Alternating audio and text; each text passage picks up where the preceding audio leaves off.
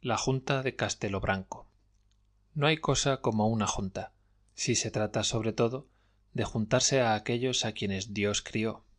Podrán no hacer nada las gentes en una junta, podrán no tener nada que hacer tampoco, pero nada es más necesario que una junta. Así que, lo mismo es nacer un partido, pónenle al momento en junta como lo habían de poner en nodriza. Y no bien abre los ojos a la luz, se encuentra ya juntado, que no es poca ventaja. La junta, pues, es el precursor de un partido por lo regular, y esta clase de juntas andan siempre por esos caminos interceptando o interceptadas, cuando no están fuera del reino tomando aires, o tomando las de Villadiego, que de todo toman las juntas. La que en el día llaman nuestra atención es la de Castelobranco. Empezaría a anochecer en Castelobranco y poníase por consiguiente obscuro el horizonte, cuando acertó a pasar por allí un español de estos sanos de los del siglo pasado y que poco o nada se curan del gobierno, de estos que dicen a mí siempre me han de gobernar, tómelo por donde quiera. ¿A qué iba el español a Castelobranco? Eso sería averiguación para más despacio. Basta saber que iba y que ya llegaba, cuando se halló detenido en medio de su camino por un portugués que con voz descompuesta y cara de causa perdida, «Castejao», le dijo, «¿es vasallo del señor emperante Carlos V? ¿Bien de Castella?» Entendíasele un poco más al castellano de gallego que de achaque de gobiernos, y con voz reposada y tranquilo continente, «Yo no sé de quién soy vasallo», contestó, «ni me urge saberlo, sino que voy a mis negocios. Yo ni pongo rey ni quito rey. Quien anda al camino tenga cuidado». Enfadábase ya el portugués y era cosa temible. Conociólo el labriego y antes de que echase la casa por la ventana, si bien allí no había casa ni ventana, «No se enfade vuestra merced, señor portugués», le dijo, «que yo siempre seré vasallo de quien mande.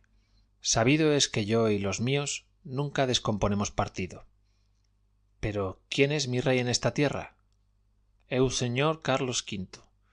«Vaya, sea enhorabuena», contestó el castellano, «porque yo por ahí atrás me dejaba reinando a mi señora la reina».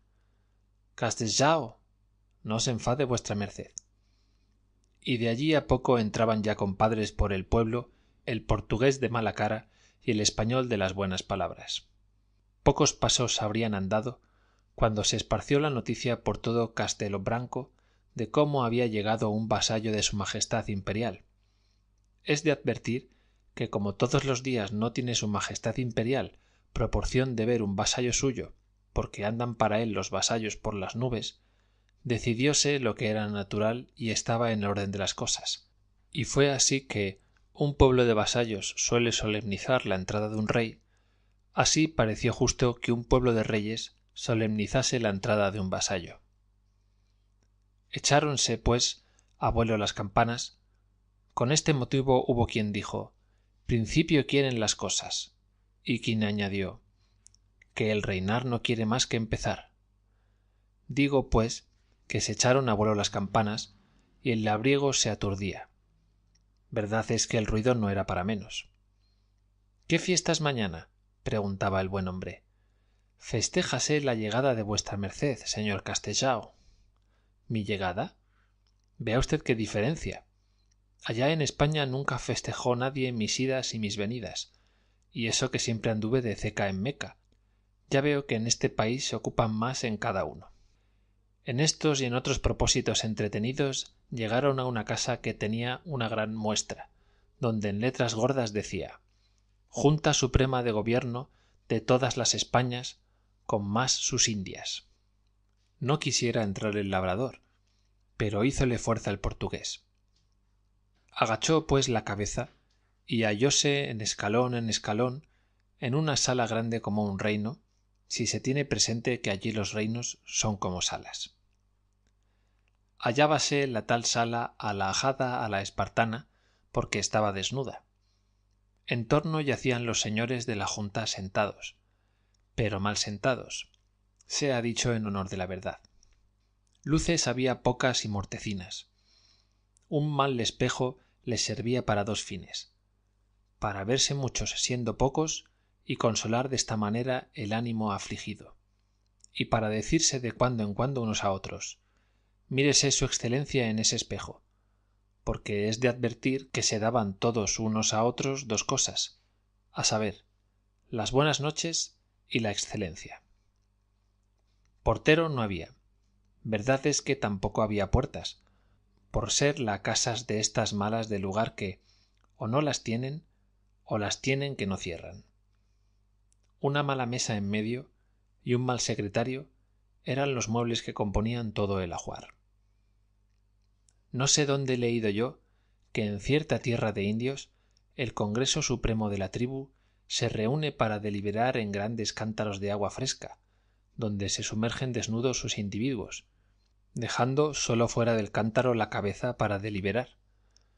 No se puede negar que existe gran semejanza entre la Junta de Castelo Branco y el Congreso de los Cántaros, y que los carlistas que componen la una y los salvajes que forman el otro están igualmente frescos. Dominaba en el testero de la sala de juntas el tesorero general del pretendiente, don Matías Jarana, porque en tiempos de apuro el que tiene el dinero es el empleado principal, el cual, si no era gran tesorero, era gran canónigo. Dicho esto, me parece excusado detenernos mucho en describirle. Estamos seguros de que el inteligente lector se lo habrá figurado ya tal como era. Oprimía a su lado el ministro de Hacienda una mala banqueta, que gemía no tanto por el noble peso que sostenía como por el mal estado en el que se encontraba. Tambaleábase por consiguiente su excelencia a cada momento. Figurósele al labriego temblor el movimiento oscilante de su excelencia, pero está averiguado que era el mal asiento. Flaco, seco y con cara de contradicción, hacía de notario de reinos don Jorge Ganzúa, que lo había sido de Coria.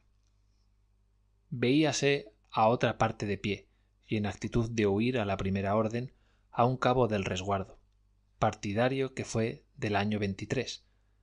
Representaba éste al ministro de la guerra y llamábase Cuadrado, además de serlo.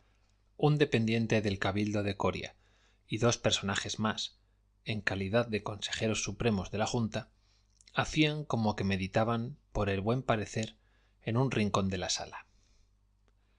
Indecible fue la alegría de la Junta Suprema cuando el portugués hubo presentado a nuestro pobre labriego en calidad de vasallo de su Majestad Imperial.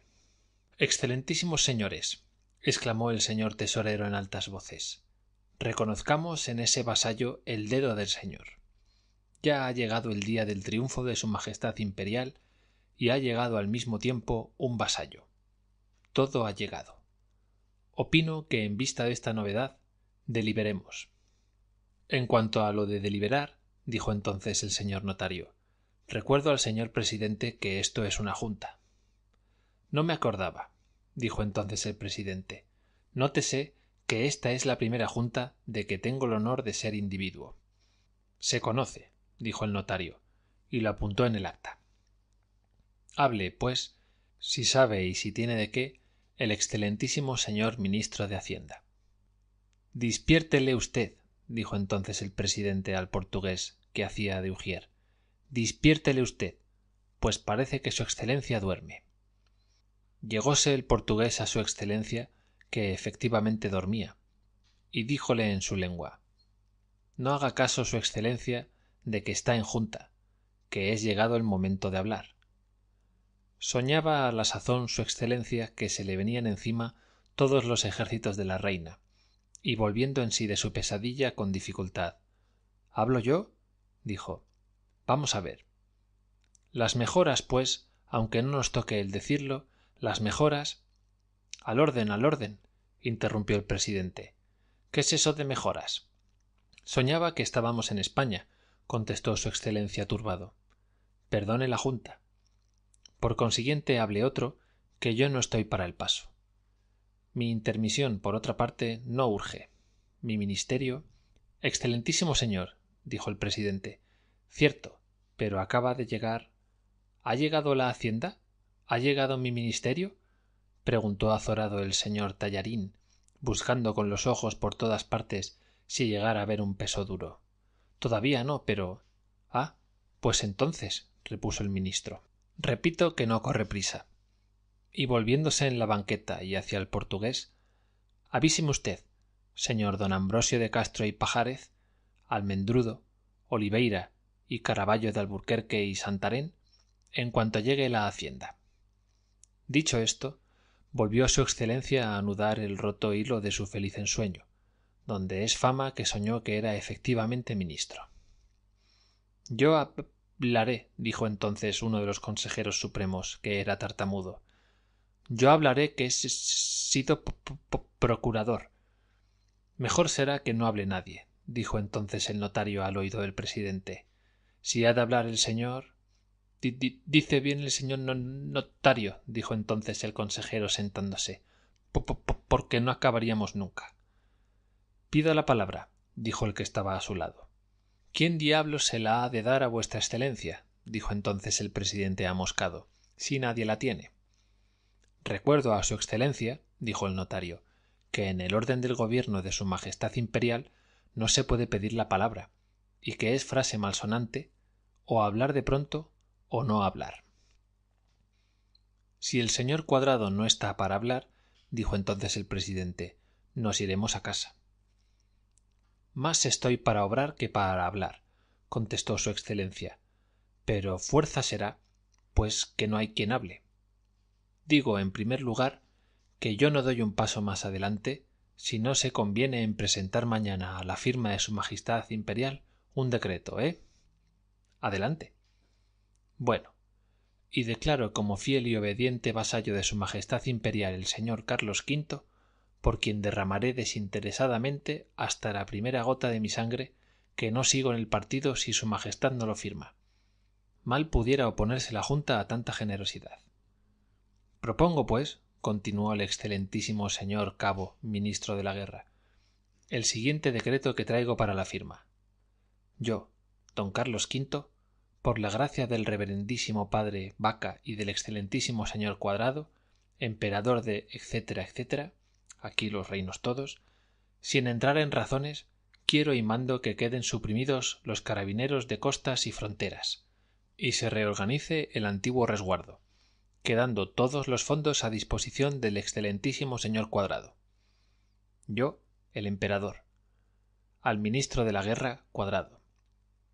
Y por el pronto será del resguardo el señor vasallo que está presente, encargado por ahora, y hasta que haya más, de obedecer las órdenes del gobierno.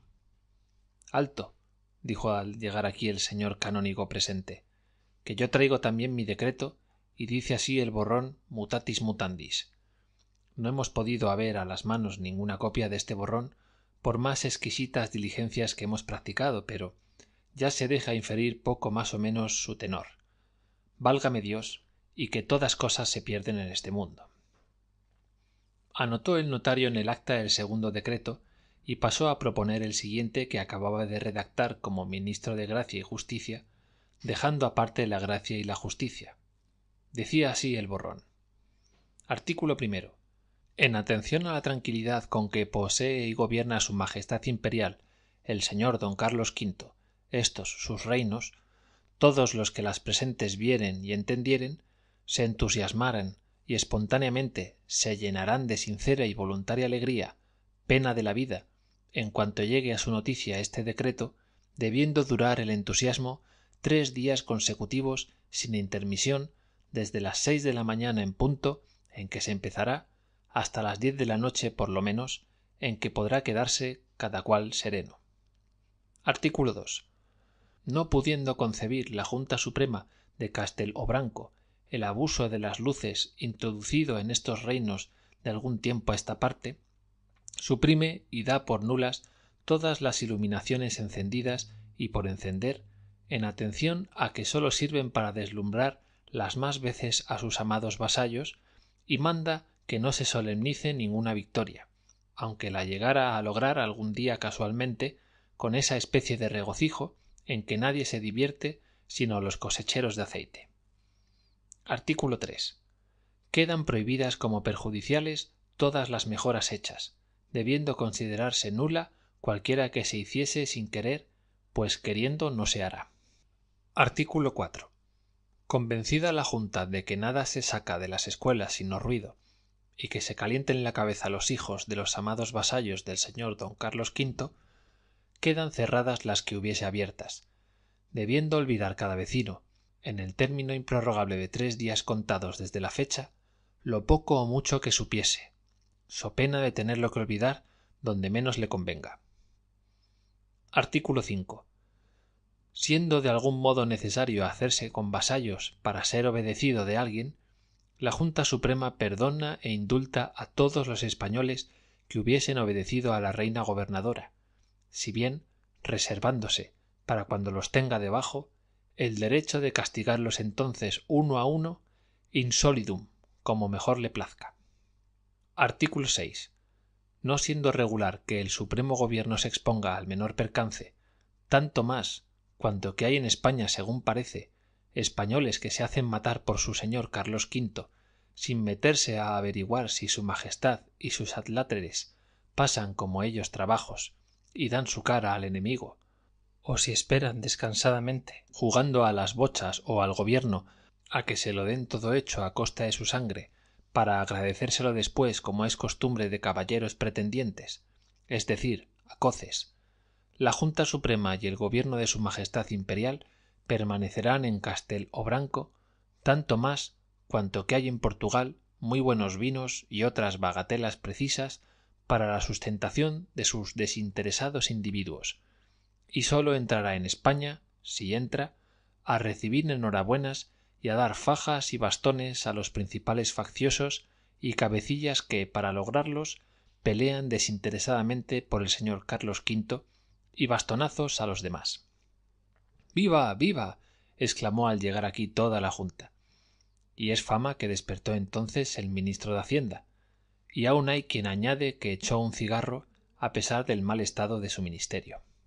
Temblaba a todo esto el buen labriego, pues ya había caído él en la cuenta de que si todos aquellos señores habían de mandar y no había otro sino él por allí que obedeciese, era la partida más que desigual. Calculando, pues, que en un pueblo donde no había más que la justicia y él había de ser forzosamente el ajusticiado. Andaba buscando arbitrios para escaparse del poder de la Junta, la cual así pensaba en soltarle, como quien lo consideraba en aquellos momentos un cacho de la apetecida España que la providencia tiene guardada felizmente para los más altos fines. Pero Dios, que no se olvida nunca de los suyos, aunque ellos se olviden de él, lo había dispuesto de otro modo. No bien se había leído el último renglón del secreto del notario, cuando se oyó en la calle un espantable ruido. «Estos son tiros», exclamó Cuadrado, que era el único que alguna vez los había oído desde lejos. «¿Tiros?», dijo el presidente. «¿A que estamos ganando una batalla sin saber una palabra?». «No corremos ese riesgo», entró gritando el portugués. «Sálvense vuestras excelencias, sálvense. Aquí quedo yo, que soy portugués y basto para 100 castellanos». «Os perdono», dijo entonces volviéndose a los que ya entraban. «Os perdono, castellanos. Que yo... daos, que no os quiero matar». Pero ya en esto 19 robustos contrabandistas habían entrado a dar sus 19 votos en la Junta, y echándose cada uno un argumento a la cara, «¡Viva Isabel II!», dijeron. Hacíase cruces el presidente, escondíase debajo de la banqueta el excelentísimo señor ministro de Hacienda, tapaba el notario de Reinos el acta, no salía el tartamudo de la inicial de perdón, y hacían los demás un acto de atrición con más miedo del infierno que amor de Dios.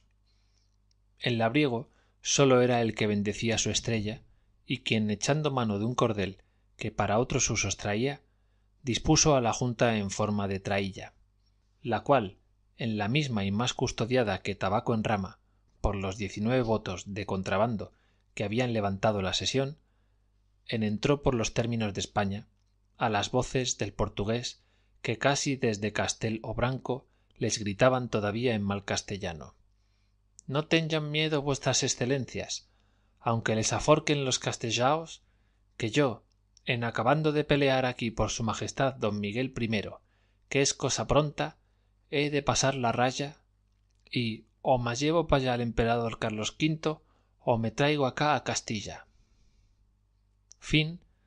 La Junta de Castelobranco.